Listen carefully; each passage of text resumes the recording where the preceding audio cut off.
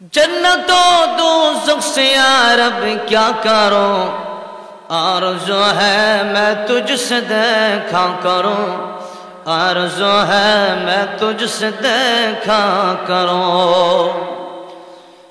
अल्लाह জান্নাত দিয়ে আমি কি করব, জাহান্নাম দিয়ে আমি কি করব? জান্নাতে আমি যদি যেতে পারি সেটাই আমার সফলতা হবে এমনটা নয়। আল্লাহ তাআলা জাহান্নামের ভিতরেও যদি আমাকে তুমি দিয়ে দাও, জাহান্নামের এমন একটা জায়গায় তুমি আমার দিও যেই জায়গার ভিতরে থেকে তুমি আল্লাহ রাব্বুল আলামিনকে একটা নজর আমি দেখতে পারি, তবে আমি আব্দুল কাদের জিলানীর জান্নাতের কোনো প্রয়োজন নাই। কেবলমাত্র তোমাকে যদি আমি আব্দুল কাদের জিলানী পেয়ে যাই, আমার আর কিছুর দরকার নাই। কোন সুবহানাল্লাহ। এটা হলো ওলিদের আলামত। দুনিয়ার ভিতরে হালাল ইনকামের ব্যবস্থা আছে, হারাম ইনকামের ব্যবস্থা আছে। হালাল ইনকাম হালাল ভাবে যদি আমি ইনকাম করি, দৈনিক যদি আমি কোটি কোটি টাকা ইনকাম করি, এটাতে কোনো বাধা আছে নাকি? হালাল ভাবে ইনকাম করলে বাধা আছে? বাধা নাই। হারাম ভাবে ইনকাম করলে, সুদ খেলে, ঘুষ করে, কিছু ইমানদার আছে তারাও সুদ খায়, ঘুষ খায়। আবার কিছু ইমানদার আছে তারা এটা থেকে বেঁচে চলে, কিন্তু হালাল পন্থায় তারা উপার্জন করতে চায়। অবশ্যই দুনিয়াও করে, আখিরাতও করে, দুটিই করে। আল্লাহ ওয়ালা যারা হবে, এদের সামনে বস্তা ভরা টাকাও যখন রাখা হবে, এরা সেই টাকার দিকে নজর দেবে না।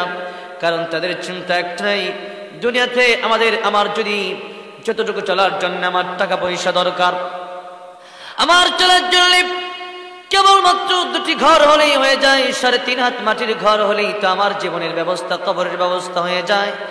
আমি যদি এই পরিমাণ টাকা রেখে যেতে পারি, আমার মৃত্যুর পরে 5টা কাপড় কিনা যাবে, কাফনের কাপড়। আমার মৃত্যুর পরে আমার জানাজার জন্য ইমাম সাহেব আসবে, এতটুকু চিন্তা আল্লাহ ওয়ালারা করে। এর চাইতে বেশি কি চিন্তা তারা করে না। কেবলমাত্র কোন দিন তারা কবরে যাবে, কোন দিন তারা আল্লাহর সাথে মোলাকাত করবে, এই চিন্তা হলো আল্লাহ ওয়ালা। যারা হালাল ভাবে ইনকাম করা এক জিনিস, কিন্তু দুনিয়া করা আরেক জিনিস। হালাল ভাবে ইনকাম করা যায়, যে ইনকাম করলে কেউ বাধা দিবে না, কিন্তু হালাল ভাবে ইনকাম করার পরেও কেউ দেখবেন টাকার দিকে এরকম নজর নাই। আবার কেউ দেখবেন টাকা পয়সা একেবারে ছাড়ে দিতে চায় না। টাকা পয়সা করতে করতেই তার জীবন চলে যায়। এই যে দুটি অবস্থা কখনো একরকম হতে পারে না। হালাল ইনকাম ঠিক আছে আপনি করেন, কিন্তু এত হালাল ইনকাম করতে করতে আপনার সব যে ইনকাম করে, 5তলা বাড়ি হলো আরেকটা 5তলা বাড়ির চিন্তা করেন, 1 কোটি টাকা হলো আরেক কোটি টাকার চিন্তা করেন, একটা ফ্ল্যাট হলো আরেকটা ফ্ল্যাটের চিন্তা করেন। এই যে একটা চিন্তা, এটাই তো আমার ভিতরে আল্লাহ ওয়ালা থেকে আমাকে বের করে দিল। এমন আল্লাহ ওয়ালা এই দুনিয়াতে আছে, বর্তমানেও আছে। যে আল্লাহ ওয়ালাদের নাম আমরা জানি, যেই বুজুর্গদের নাম আমরা জানি, যেই বুজুর্গদের নাম আমরা জানি, কিন্তু তাদের বাড়িতে গিয়ে দেখবেন 1 শতক জায়গাও ওনার নামে নাই। এমন বুজুর্গ আছে না নাই? এমন বুজুর্গ আছে শুধুমাত্র কিতাব নিয়ে পড়ে আছে, শুধুমাত্র মাদ্রাসা মসজিদ নিয়ে পড়ে আছে। টাকা পয়সা কোটি কোটি টাকা কামানোর চিন্তাই তারা নাই। এরাই হলো আল্লাহর ওলি, এদের দুনিয়ার কোনো চিন্তা নাই। এই জন্যে যখন তাদের মৃত্যু হবে, তখন ফেরেশতারা তাদের কানে কানে ঘোষণা দিবে। সাধারণ পরহেজগারদেরকে শুধুমাত্র যদিও জান্নাতের ঘোষণা দেওয়া হয়, কিন্তু আল্লাহ ওয়ালা যারা হবে এদের সামনে এসে ডাক দেয়া বলবে, আল্লাহর ওলি গো, আল্লাহ রাব্বুল আলামিন তোমার সাথে দেখা করতে চায়। আল্লাহ রাব্বুল আলামিন তোমার সাথে সাক্ষাৎ দিবে। যেই মাত্র এই কথা শুনবে আল্লাহর ওলি, আল্লাহর ওলির মনের ভিতরে তো আল্লাহর প্রেম, আল্লাহর ভালোবাসা বেশি। যেরকম ঠিক না বেঠিক? والذين آمنوا أشد حبا لله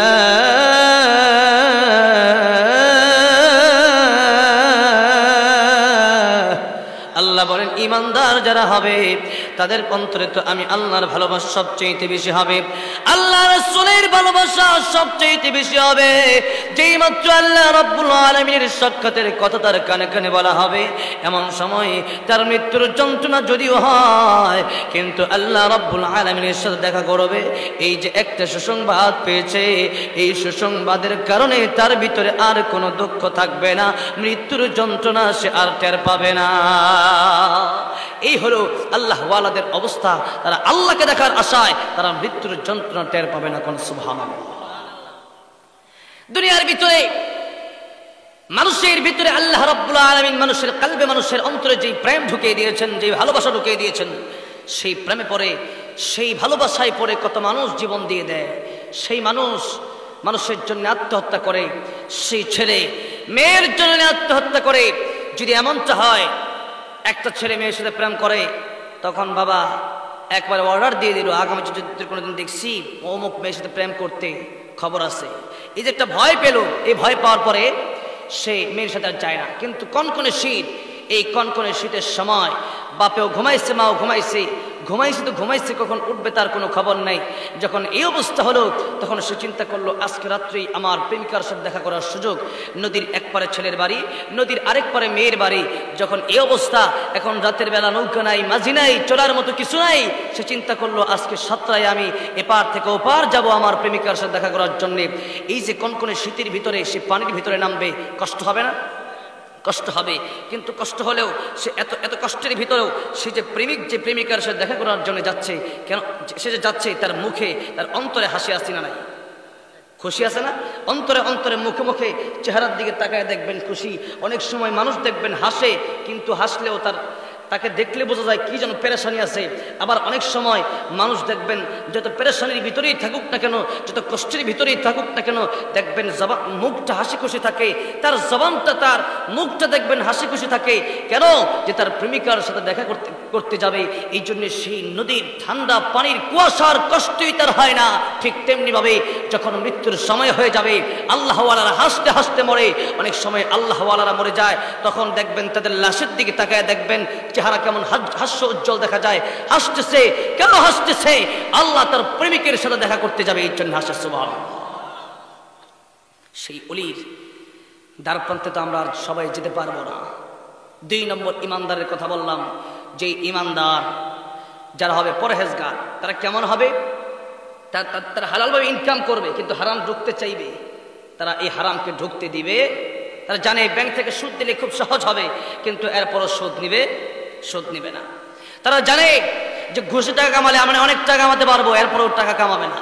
তারা জানে যে রমজান মাসে যখন আমি রোজা রাখবো তখন আমার অনেক কিছু খেতে মনে চাইবে, তখন তারা খাবে না।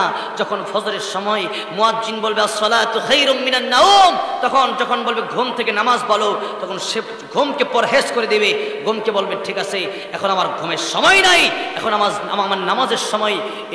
এরকম পরহেজগার ব্যক্তি যারা হবে, এদের জন্যও কঠিন কিয়ামতের ময়দানে যারা ওলি হয়েছে আগের শ্রেণী, এদের জন্য বিনা হিসাবে আল্লাহ পাক জান্নাত দেবে। আর যারা কাফের হবে বিনা হিসাবে জাহান্নামে যাবে। এই হলো 2 শ্রেণী চলে গেল। আর ইমানদারদের এই 3 শ্রেণীর ভিতরে যারা হবে পরহেজগার ইমানদার, তাদেরকে আল্লাহ রাব্বুল আলামিন উসিলা দেখে দেখে জান্নাতে প্রবেশ করাবে। সুবহানাল্লাহ। নবীজির হাদিস শরীফের ভিতরে নবীজি বলেছেন, দুনিয়ার ভিতরে আমি আপনাদের সামনে একটা হাদিস পড়েছিলাম, কোন আলিমান আও মুতাআল্লিমান আও মুঈনান আও মুহিব্বান। নবীজি বলেন 1 নম্বরে আলেম হও। যদি আলেম হতে না পারো, তোমরা আলেমের ছাত্র হয়ে যাও। আলেমের ছাত্র যদি না হতে পারো, যেখানে মাদ্রাসায় পড়ানো হয়, ছাত্ররা পড়ে এতিম গরিব, সেখানে সহযোগিতা করো। যদি তাও না পারো, তাদেরকে মুহাব্বত করো, তাদেরকে ভালোবাসো, তাদের জন্য দোয়া করো। সাবধান, ওয়ালা তাকুন খামিসান, 5 নম্বরে যেও না, ফাতাহলিক, ধ্বংস হয়ে যাবে। এই 4টার ভিতরে কমপক্ষে 1টার ভিতরে থাকলে কি হবে? নবীজি হাদিস শরীফের ভিতরে বলেন, যে ব্যক্তি কিয়ামতের কঠিন ময়দানে একজনের জন্য জাহান্নামের ফয়সালা হয়ে গেছে, আরেকজনের জন্য আল্লাহ পাক জান্নাতের ফয়সালা করে দিয়েছেন। যেই মাত্র জাহান্নামী ব্যক্তিকে বলা হবে তুমি এই রাস্তা দিয়ে জাহান্নামে যাও, যখন যাবে দেখবে একজন আল্লাহওয়ালা, যেই মাত্র আল্লাহওয়ালার চেহারার দিকে তাকাবে, তখন তার মনে পড়ে যাবে কোন আলিমান ও মুতাআল্লিমান ও মুঈনান ও মুহিব্বান। আমি তো একজন আলেমকে একবার সহযোগিতা করেছিলাম। কোন সময় সহযোগিতা করেছিলাম? দুনিয়াতে মরুভূমির ভিতরে পানির পিপাসায় আল্লাহওয়ালা ছটফট করতেছিল, আমার কাছে 1 বোতল পানি ছিল। আমি চিন্তা করলাম একটু পরে তো আমারও পিপাসা লাগতে পারে। যেই মাত্র এই চিন্তা আমার ভিতরে আসলো, আমি চিন্তা করলাম আমার পিপাসা লাগবে কি লাগবে না এটা আমি জানি না, আমার পিপাসা তো নাও লাগতে পারে। এখন যেহেতু আল্লাহওয়ালা বিপদে পড়েছে, এই 1 বোতল পানি আমি আল্লাহওয়ালাকে দিয়ে সাহায্য করি, হতে পারে এটা আমার কোনোদিন নাজাতের উসিলা হতে পারে। কোন সুবহানাল্লাহ। যেই মাত্র আল্লাহওয়ালাকে দেখলো, আল্লাহওয়ালাকে দেখে ডেকে বলেন, আল্লাহর ওলি, আপনাকে আমি দুনিয়ার ভিতরে একটা উপকার করেছিলাম, আমার মনে আছে। মরুভূমির ভিতরে পানির অভাবে ছটফট করতেছিলেন, সেই জায়গার ভিতরে আপনাকে আমি পানি পান করিয়েছিলাম। ও আল্লাহর ওলি, আজকের কঠিন কিয়ামতের ময়দানে আমার জাহান্নামের টিকিট এসেছে, আপনার জান্নাতের টিকিট এসেছে। জান্নাতের টিকিট যাদেরকে মহান আল্লাহ রাব্বুল আলামিন দিবেন, এদের তো আর কোনো চিন্তা নাই, আপনি তো জান্নাতেই যাবেন। আপনার জান্নাতের টিকিটটা মহান আল্লাহ দিয়েছেন। আর আল্লাহর নিয়ম হলো, জান্নাতের টিকিট মহান আল্লাহ রাব্বুল আলামিন যাকে দেবেন, জান্নাতের টিকিট কোনোদিন তার কাছ থেকে আর ক্যান্সেল করে নেবেন না। হ্যাঁ আল্লাহর ওলি, আজকের এই কঠিন বিপদের সময় আপনি কি পারেন না আমার জন্য মহান আল্লাহ রাব্বুল আলামিনের কাছে সুপারিশ করতে? অমনি ডাক দেয়া বলবে, ও বান্দারে, ও আল্লাহর বান্দা, তুমি কি সেই ব্যক্তি যে ব্যক্তি দুনিয়াতে আমাকে উপকার করেছিল পানি পান করে?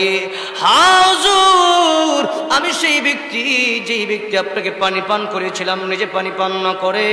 আল্লাহকে ডেকে বলবেন, প্রভু গো, যেই ব্যক্তি দুনিয়াতে আমাকে উপকারটুকু করেছে, আমাকে পানি পান করিয়েছে, তুমি কি পারো থেকে জান্নাতের মেহমান বানাতে?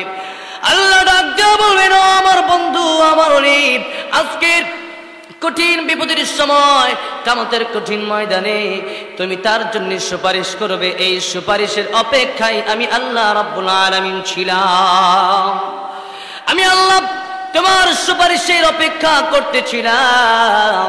যারে বান্দা যা, আজকে সেই দিন তোমাকে উপকার করার কারণে, তোমাকে পানি দিয়ে সহযোগিতা করার কারণে আজকের কঠিন কিয়ামতের ময়দানে এই বান্দাকেও আমি আল্লাহ উসিলা তালাশ করে জান্নাতের মেহমান বানিয়ে দিলাম।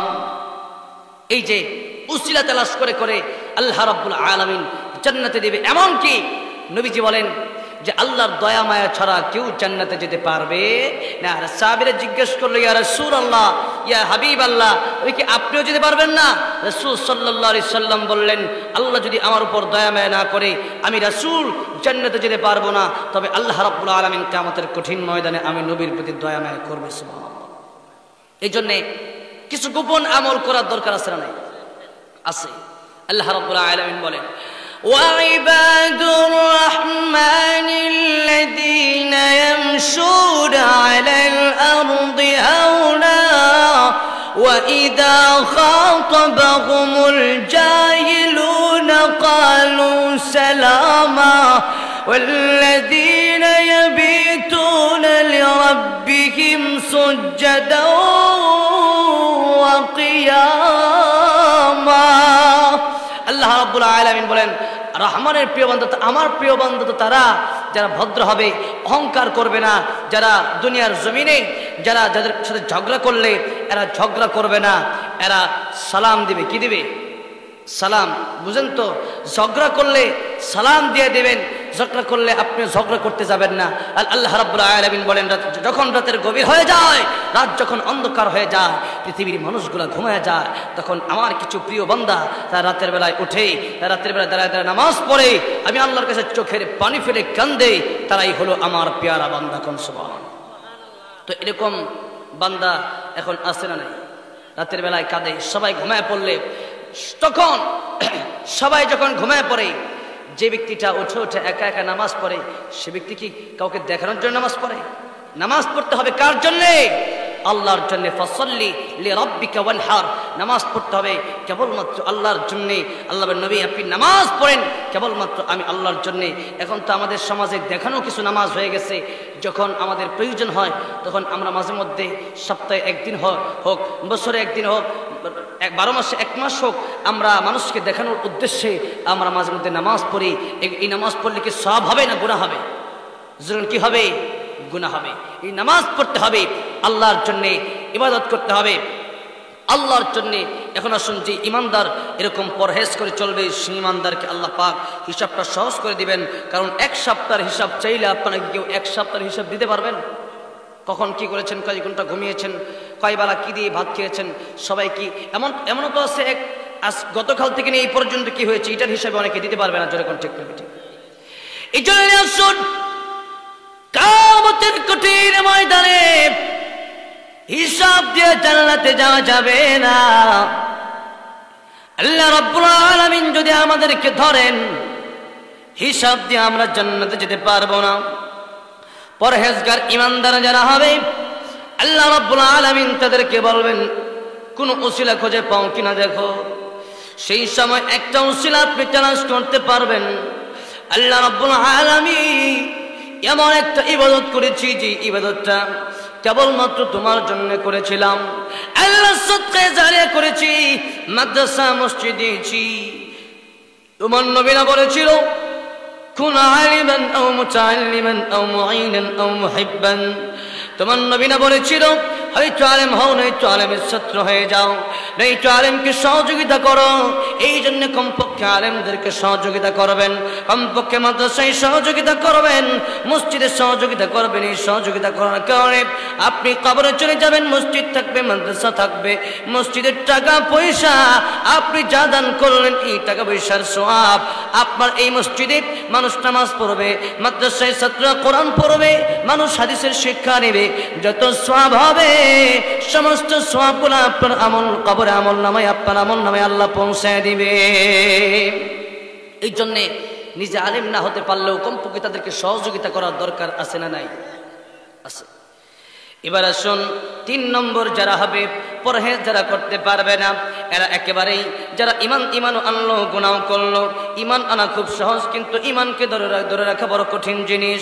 যারা ইমান আনলো গুনাহ করলো, নামাজ পড়লো, সুদ খাইলো, সুদ খাইলে তো নামাজ কবুল হয় না, ঘুষ খাইলে তো নামাজ কবুল হয় না, হারাম খাইলে তো নামাজ কবুল হয় না, যৌতুক খাইলে তো নামাজ কবুল হয় না। এই জন্য হারামের ভিতরে নামাজ কবুল হবে না, দোয়া কবুল হবে না, হজ কবুল হবে না, যাকাত কবুল হবে না।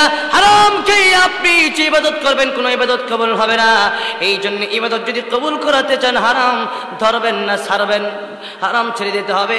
হারাম যখন আপনি ছেড়ে দিতে পারবেন, তখনই আপনি ইবাদতের ভিতরে মজা পাবেন। আজকে তো আমরা ইবাদতের ভিতরে মজা পাই না, কারণ খাবারের ভিতরে হারাম ঢুকে গেছে, ব্যবসার ভিতরে হারাম ঢুকে গেছে, কৃষিকাজের ভিতরে হারাম ঢুকে গেছে, সুদে ঘুষে আমাদের ঘর ভরে গেছে, সুদে ঘুষে আমাদের সমাজ ভরে গেছে, সুদে ঘুষে আমাদের রাষ্ট্র নষ্ট হয়ে গেছে।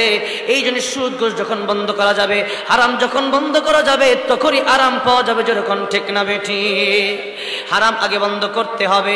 হারাম যখন বন্ধ করবেন, তখন আপনি পরহেজগার হতে পারবেন। আর যারা সুদ খায়, নামাজও পড়ে, ইমানও আনলো, সুদ খায়, ইমানও আনলো, জিনাও করে, এই ব্যক্তিগুলো যদি তওবা না করে মারা যায়, এই ব্যক্তিগুলা হ্যাঁ অবশ্যই আল্লাহ রাব্বুল আমিন রহমান রহিম গফফার। আল্লাহ ডাক দিয়ে কই বান্দারে লা তাকুনাতু মির রাহমাতিল্লাহ, আমার রহমত থেকে নৈরাশ হয়ে যায় না। নবীজি হাদিস শরীফের ভিতরে বর্ণনা করেন, জিনাকার কাফির জিনা করার জন্য যেই মাত্র গেল, যেই মাত্র মহিলাকে বলল, রাজবাক এই মুহূর্তে তুমি যে আমার সাথে জিনা করবে, দুনিয়ার কোনো মানুষ দেখবে না, মহান আল্লাহ রাব্বুল আলামিন তো ঠিকই তোমার আমার দেখবে। কঠিন কিয়ামতের ময়দানে আল্লাহর দরবারে কি তুমি হিসাব দিতে পারবে নাকি? যেই মাত্র এই কথা বললো, কিফিল তার কাছে টাকা পয়সা পেত, কিফিল বলল তোর ঋণ দেওয়ার দরকার নাই, জিনাও আমার করার দরকার নাই, আজ থেকে জিনা ছেড়ে দিলাম, আর জীবনে আমি কোনোদিন জিনা করব না। কিফিল তওবা করে ঘুমায় পড়লো, এই যে ঘুমালো তার জীবনের শেষ ঘুম হয়ে গেল। কিফিল সেই ঘুমের ভিতরে মৃত্যুবরণ করলো। কিফিল মৃত্যুবরণ করার পরের দিনে এলাকাবাসীরা আয়েশা দেখে কিফিল মরে গেছে, এলাকাবাসীরা বকা শুরু করলো, কিফিল বড় খারাপ লোক, কিফিল বড় জিনাকার, কিফিল বড় মদখোর। কিন্তু যেই মাত্র লোকেরা এই কথা বলে, আল্লাহ রাব্বুল আলামিন জানায় দেয় এলাকাবাসীরা, কিফিল এখনো তোমাদের কাছে খারাপ আছে, কিন্তু আমি আল্লাহ রাব্বুল আলামিনের কাছে কিফিল তওবা করে জান্নাতের মেহমান হয়ে গেছে। এই কিফিল একদিন মাত্র তওবা করার কারণে তওবা করছে, ঘুমাইছে, আর সে ব্যক্তি জান্নাতের মেহমান হয়ে গেছে। আল্লাহ রাব্বুল আলামিন তওবার সুযোগ আমাদেরকে দিয়েছেন। আমি যা আসতেছি আজকে একজন নতুন ড্রাইভার, তাকে নিয়ে আসতেছি, সেই বগুড়া মাহফিলে গিয়েছিলাম, এখন শেষ করে আবার বুটবাজার যাব। তো আমার যে মূল ড্রাইভার, তার 2টি সন্তান হয়েছে। তো একজন নতুন ড্রাইভার বলল, হুজুর সারা জীবন দেখলাম ক্রিমিনালি করলো, কিন্তু তার মৃত্যুটা এত ভালোভাবে হলো, রমজান মাসে মৃত্যু হলো, তার মৃত্যুটা শুক্রবারে হলো, আর শুক্রবারে মৃত্যু হলে জান্নাতি হওয়ার সম্ভাবনা থাকে। সুবহানাল্লাহ। তো তওবা আল্লাহ রাব্বুল আলামিন দিয়েছেন। আমি আমার ড্রাইভারকে বললাম যে তওবা যে আল্লাহ রাব্বুল আলামিন তো এমন একটা ব্যবস্থা রেখে দিয়েছেন, কারণ আল্লাহ রাব্বুল আলামিন জানে ফেরেশতারা গুনাহ করে, জোরে বলেন, ফেরেশতারা গুনাহ করে? ফেরেশতারা গুনাহ করে না, কিন্তু মানুষ গুনাহ করে না? করে না? মানুষ তো অবশ্যই গুনাহ করে, আর মানুষ গুনাহ করবে, এটাই মানুষের একটা অভ্যাস। কিন্তু গুনাহ করে শয়তান ফিরে আসে নাই, আর মানুষ তওবা করে ফিরে আসবে, এটার নামই হলো মানুষ। মানুষ যদি ফিরে আসতে পারে তবেই মানুষ শয়তান থেকে দূর হতে পারবে। আর শয়তান ভুল করেছে কিন্তু তওবা করে, ভুল করেছে তওবা করে নাই, অহংকার করেছে তওবা করে নাই। কিন্তু মানুষ, আল্লাহ রাব্বুল আলামিন বলেন, আদম ভুল করেছে কিন্তু আদম যখন তওবা করেছে, এই তওবা আমি আল্লাহ কবুল করেছি। ও দুনিয়ার মানুষ, ইবলিস যখন আল্লাহকে বলেছে, আল্লাহ লাআকুদান্নাক লাহুম সিরাতাকাল মুস্তাকিম, এই সঠিক জান্নাতের পথে তোমার বান্দার মাঝখানে আমি বাধা হয়ে দাঁড়ায় যাব, তার কাছে তওবা করে, আল্লাহ তার তওবা কবুল করে নেবে। এই জন্য দেখা যায় অনেক মানুষ সারা জীবন গুনাহ করেছে, কিন্তু মৃত্যুর আগে তওবা করেছে, আল্লাহ মাফ দিয়ে দিয়েছেন। কিন্তু তওবাকে আমি আগামীকাল করতে পারবো না এর কোনো গ্যারান্টি আছে নাকি? যেরকম গ্যারান্টি আছে? গ্যারান্টি নাই। এই জন্যে এখনো সময় আছে, এখনই আমাদের তওবা করতে হবে মহান আল্লাহ রাব্বুল আলামিনের কাছে। এখনো সময় আছে, এখনো ফিরে আসতে হবে। কারণ কত যুবকের মৃত্যু হয়, কত ছোট ছোট বাচ্চার মৃত্যু হয়। এই জন্য এখনো সময় আছে, ফিরে আসতে হবে। এবার আসুন, 3 প্রকার মুমিনের কথা আমি বলতেছিলাম। একটা হলো ওলি ইমানদার, আরেকটা হলো পরহেজগার ইমানদার, আরেকটা হলো গুনাহগার ইমানদার। গুনাহগার যেই ইমানদার কবরে যাবে, মৃত্যুর যন্ত্রণা যখন তার শুরু হয়ে যাবে। গুনাহগার ইমানদার সে ব্যক্তি জীবনে গুনাহ করলো, নেকিও কামাই করলো, কিন্তু তার জীবনে তওবা করলো না। এই জন্যে ফেরেশতারা তাকে অবশ্যই সুসংবাদ দেবে। কোন সুসংবাদ? সেই সুসংবাদ হবে জান্নাতের সুসংবাদ। কারণ নবীজি বলেছেন, মান ক্বালা লা ইলাহা ইল্লাল্লাহু দাখালাল জান্নাহ। লা ইলাহা ইল্লাল্লাহ পড়লে জান্নাতের মেহমান হওয়া যাবে, এই সুসংবাদ তো তাকে দেওয়াই হবে। কিন্তু এই দুঃসংবাদ দেওয়া হবে, ও বান্দারে, যে তুমি তওবা করতে পারলে না, এই জন্য তোমার জন্য রয়েছে কঠিন আযাবের ব্যবস্থা। এই জন্যে আযাব তার সহ্য করতে হবে। এখন বলবো কেমন আযাব? 1 ওয়াক্ত নামাজ যদি না পড়ি তাহলেই 2,88,00,000 বছর জাহান্নামে জ্বলতে হবে। তাহলে আমাদের জীবনে একটু হিসাব মিলিয়ে দেখি, কয় ওয়াক্ত নামাজ আমরা কাজা করেছি, কত রোজা আমরা বাদ দিয়েছি, জীবনের কত টাকা আমরা যাকাত দেই নেই। এরকম অসংখ্য অগণিত আযাবের কথা কোরআনে আছে, হাদিসে আছে, কিন্তু আমরা জানার পরেও মানতে পারি না। তাহলে আমরা চাই যে জাহান্নামে জ্বলে জান্নাতে যাব, নাকি কবরে যাওয়ার সাথে সাথে আমরা জান্নাতে যাব? কোন সময়? কবরে যাওয়ার সাথে সাথে আমরা জান্নাতে যেতে চাই।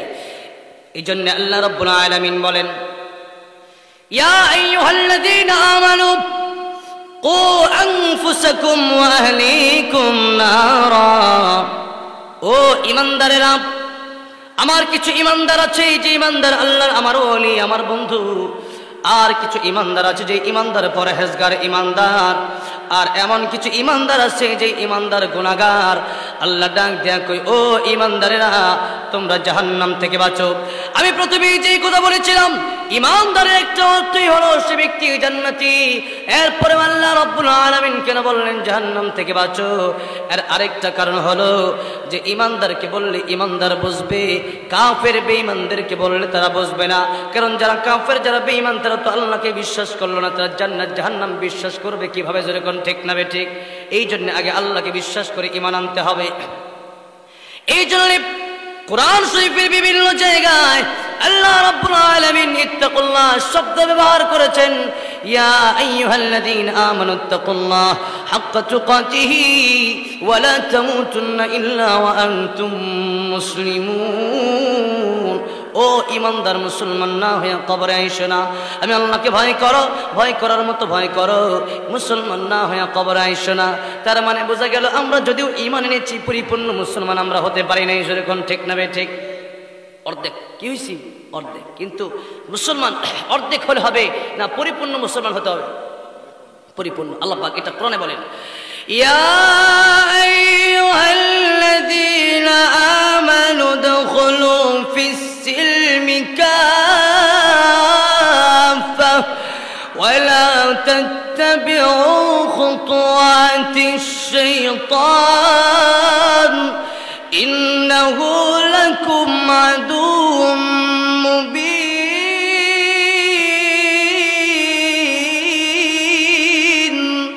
আল্লাহ রাব্বুল আলামিন, হে ঈমানদারেরা, তোমরা পরিপূর্ণ ইসলামের মধ্যে প্রবেশ করো। অর্ধেক না পরিপূর্ণ? পরিপূর্ণ প্রবেশ করতে হবে। এই জন্য আল্লাহ রাব্বুল আলামিন বলেন, হে ইমানদারেরা, নিজেরা জাহান্নাম থেকে বাঁচো একটা কথা, 2 নম্বর কথা আহলিকুম নারাম, নিজে নামাজ পড়লেই হবে না, পরিবারকেও তাগিদ দিতে হবে নামাজের জন্য। আজকে আমাদের সমাজে বাপে নামাজ পড়ে, পোলাকে নামাজের জন্য বলে না, ছেলেকে নামাজের জন্য বলে না।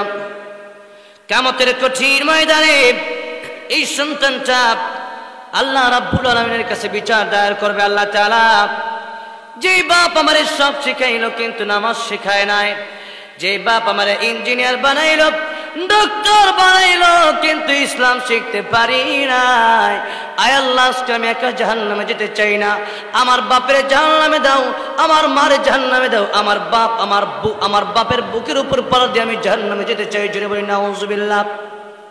সে কিয়ামতের কঠিন ময়দানে সন্তানের জন্য যদি বাপ মার অপমানিত হয়, সন্তানের জন্য যদি বাপ মার অপমানিত হতে হয়, তাহলে এর চাইতে বড় লজ্জাজনক আর কিছুই হতে পারে না, ঠিক না বেটি?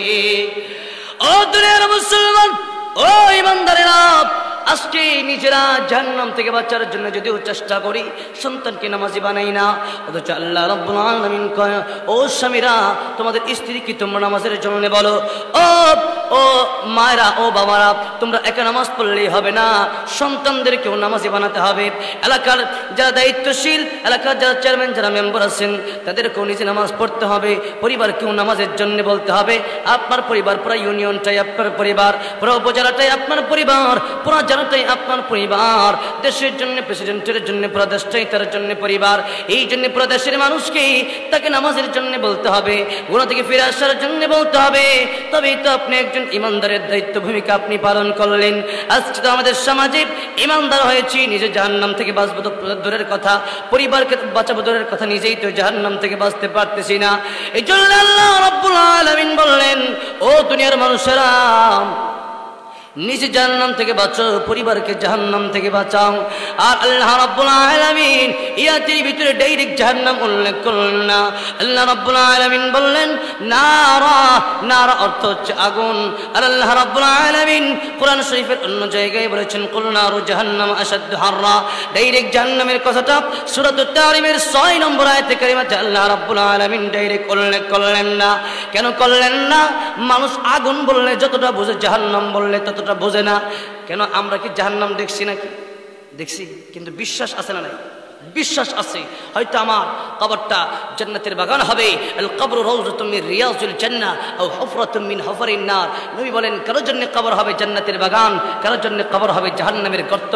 তো এবার আসুন বিশ্বাস করি, কারণ আমার রাসূল হচ্ছেন আমাদের রূহানি পিতা। কি পিতা? আমাদের রূহানি পিতা। সেই পিতা কোনোদিন মিথ্যা কথা বলেছে? আমাদেরকে যদি আমাদের বাপে একটা কথা বলে, আমরা কি ছেলের সাথে কি বাপে মিথ্যা কথা বলে? কিন্তু দুনিয়ার বাপে অনেক সময় স্বার্থের কারণে বলতেও পারে, কিন্তু আমার নবী জীবনে কোনোদিন একটা মিথ্যা কথা বলেছে? কোনোদিন বলে নাই। যার চরিত্রের সার্টিফিকেট মহান আল্লাহ দিয়ে বলেন, ওয়া ইন্নাকা লাআলা খুলুকিন নাযীম।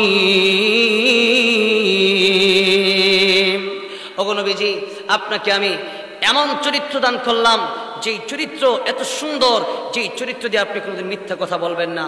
যেই চরিত্র ইহুদি নবীকে থাপ্পড় মারছে, নবীজি কি থাপ্পড়ের বদলে থাপ্পড় দিচ্ছে নাকি ভালো ব্যবহার করছে?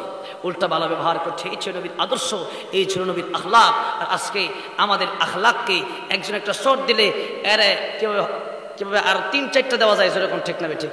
একজন একটা কটু কথা বললে তার উল্টা না বোঝাইয়া আমরা কিভাবে আমরা তার দিকে এমনভাবে চলে যাই, শেষ পর্যন্ত এটা নিয়ে হামলা হয়, মামলা হয়, এটা নিয়ে তার জীবন শেষ হয়ে যায়, এটা নিয়ে তার একটা মানুষ আরেকজনকে হত্যাও পর্যন্ত করে ফেলে।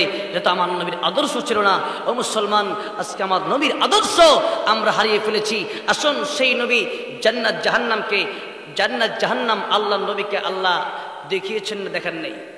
দেখিয়েছেন। এবার নবীজি আমাদেরকে বলেছেন জান্নাত আছে, জাহান্নাম আছে। যেই বাবা কোনোদিন মিথ্যা কথা বলে নাই, সেই বাবার কথা আমরা বিশ্বাস করি কি করি না? করি। এবার আসুন, নবীজি জাহান্নাম দেখেছেন, কিন্তু আমরা ডাইরেক্ট জাহান্নাম দেখি নাই, কিন্তু আমার বাবার দেখাই আমার দেখা হয়ে গেছে। যখন ঠিক না ঠিক? আমার বাবা আমার বাবা একটা কথা বললো, আমরা বিশ্বাস করেছি। বলে ৭১-এর যুদ্ধে তারা আমরা সবাই দেখি নাই। এখানে অনেকে থাকতে পারেন দেখছেন, কিন্তু আমি তো দেখি নাই। কিন্তু এটাকে বিশ্বাস করি কি করি না? ৭১-এর যুদ্ধ হয়েছিল, এটা আমরা বিশ্বাস করি, জোরে কোন ঠিক না ঠিক? যুদ্ধ হয়েছিল, এটা আমরা বিশ্বাস করি। কেন? আমাদের বাপ আমাদের দাদা এই কথাগুলো আমাদেরকে বলেছেন যে ৭১ যুদ্ধ হয়েছে, বাংলাদেশ স্বাধীন হয়েছে। এই জন্য আমরা বিশ্বাস করি, যেহেতু আমাদের বাবার এই কথা আমরা বিশ্বাস করি, তাহলে নবীর কথাও 100 আমরা বিশ্বাস করি, জোরে কোন ঠিক না ঠিক? বাপের দেখাই আমাদের দেখা হয়ে গেছে।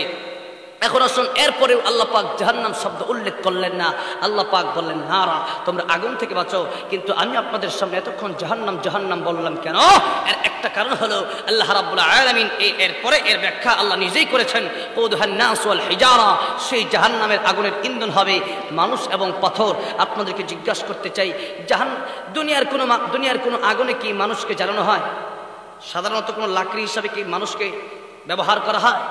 ব্যবহার করা হয় না। আর কিয়ামতের কঠিন ময়দানে যেই জাহান্নামের আগুন জ্বলবে দাউ দাউ করে, সেই জাহান্নামের আগুনে লাকড়ি হবে মানুষ এবং পাথর। আল্লাহ পাক বুঝিয়ে দিতে চাইলেন যে আগুনটা দুনিয়ার কোনো আগুন নয়, এই আগুনটা কিয়ামতের কঠিন ময়দানে জাহান্নামের আগুন। এই জন্য তোমরা জাহান্নামের আগুন থেকে বাঁচো। আল্লাহ রাব্বুল আলামিন এরপরে বললেন, ও ঈমানদারেরা, আরেকটা কথা মনে রাখবা, আলাইহা মালাইকাতুল গিলাযুন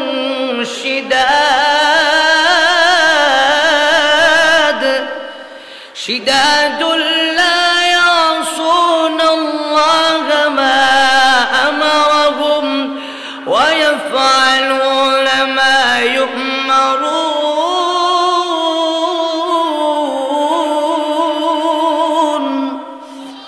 আল্লাহ রাব্বুল আলামিন বলেন, সেখানে এমন ফেরেশতা আছে, ছোট ফেরেশতা, যে সেই ফেরেশতা কত বড় শুনবেন? তার এই কান থেকে নিয়ে কাঁধ পর্যন্ত রাস্তা হলো ৭০০ বছরের রাস্তা। জোরে কোন সুবহানাল্লাহ! ৭০০ বছরের রাস্তা, ছোট ফেরেশতা। আর বড় ফেরেশতা জাহান্নামীদের ফেরেশতা, জাহান্নামীদের সংখ্যা যত হবে, মালিক ফেরেশতা যত জিন আর মানুষ মিলায় যত সংখ্যা হবে, তার হাতের আঙ্গুল হবে ততটা। সুবহানাল্লাহ! এক একটা আঙ্গুল দিয়ে এক একজনকে ধরবে। এত বেশি ফেরেশতার প্রয়োজন হবে না আল্লাহর এত বাহিনীর প্রয়োজন হবে না। একজন ফেরেশতাই আল্লাহর যথেষ্ট, যাকে আল্লাহ রাব্বুল আলামিন এতগুলো আঙ্গুল দিয়েছেন। যতগুলো আঙ্গুল জাহান্নামের ভিতরে, সেখানে জাহান্নামে যারা যাবে তার যতগুলো আঙ্গুল হবে, তাহলে চিন্তা করে দেন কত কোটি কোটি আঙ্গুল তার হবে, আর কত বড় ফেরেশতা হবে। কোন সুবহানাল্লাহ! তাহলে আল্লাহ রাব্বুল আলামিন বুঝাই দিতে চাইলেন, সেখানে যে ফেরেশতা থাকবে, মালাইকাতুল গিলাযুন শিদাদ, সেই ফেরেশতারা শক্ত হবে, কঠোর হবে। সেই ফেরেশতাকে যদি তোমরা বলো যে জাহান্নামের আযাব থেকে আমাকে বাঁচায় দাও, ৫ কোটি টাকা আমি তোমাকে দেব, ফেরেশতা মানবে? যেরকম মানবে। এই জন্য আল্লাহ রাব্বুল আলামিন ডেকে বলেন, রে পৃথিবীর মানুষ, দুনিয়াতে ঘুষ দিয়ে পার পাওয়া যায়, কিন্তু কঠিন কিয়ামতের ময়দানে ঘুষ দিয়ে পার পাওয়া যাবে না। কঠিন কিয়ামতের ময়দানে আমি আল্লাহ রাব্বুল আলামিনের দরা হবে বড় শক্ত দরা। আমি আল্লাহ রহমান, আমি আল্লাহ রহিম, আমি আল্লাহ গফফার, এটা যেমন শুনেছো। আমি আল্লাহর আযাব বড় কঠিন, ইন্না আযাবি লাশাদীদ, আমি আল্লাহর আযাবটা হবে বড় কঠিন। এই জন্য দুনিয়ার মানুষেরা দুনিয়ায় যতদিন থাকবে কমপক্ষে পরহেজগার, ঈমানদার হয়ে যাও।